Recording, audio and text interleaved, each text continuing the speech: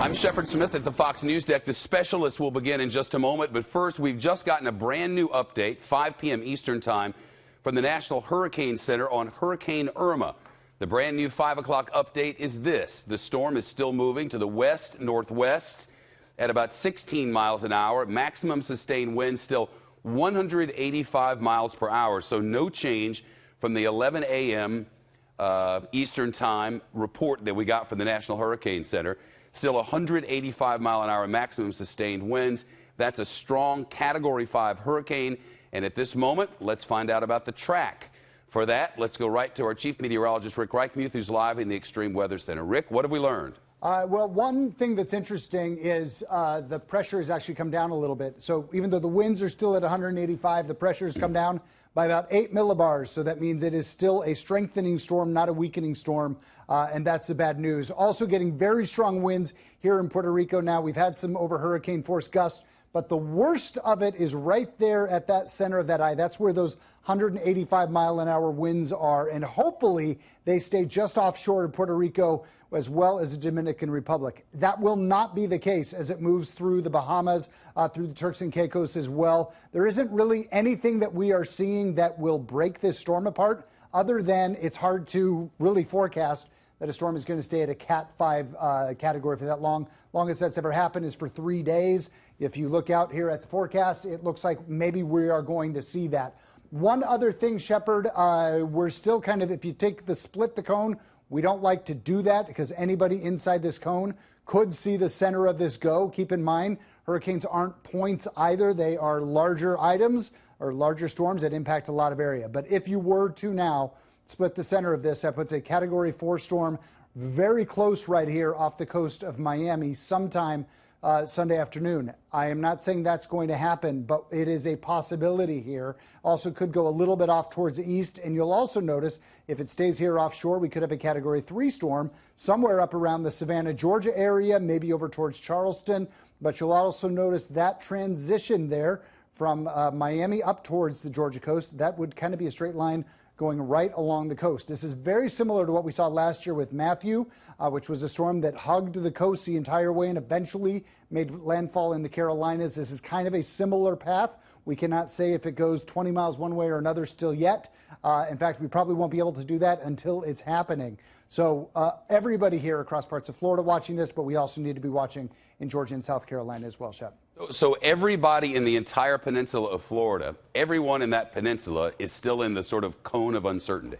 Certainly. It is very possible that this storm still kind of takes a little bit of a western turn here. What we know is going to happen is that the storm is going to make a right-hand turn. Where that happens is very difficult for us to say at this point. So that means that it could be going still over the Keys, cutting right up, say, over Lake Okeechobee, up in towards the Orlando area, could go a little bit farther off towards the east.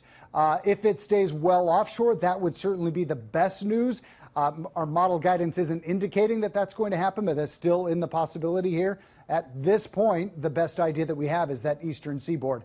Western side, probably you're in a little better shape. We'll certainly, I think, see less rain on the west side and probably less winds, but there will still be some impacts from it. This storm moving at 16 miles an hour in forward progression, Rick, which means it doesn't sit and spin over an area for a long time. But is that forward progress expected to continue? Yeah, I think we'll probably see a pretty similar forward pace. The thing that caused all the problems with Harvey was because the storm just stopped moving, and so it just dropped all of that rain. This isn't one of those storms. This is going to be an incredible wind maker, an incredible storm surge issue for wherever it does make landfall, and then rain right along the storm. But because the storm is moving faster, we won't be looking, I don't think, at, well, I know we won't be looking at anything 20-plus inches of rain.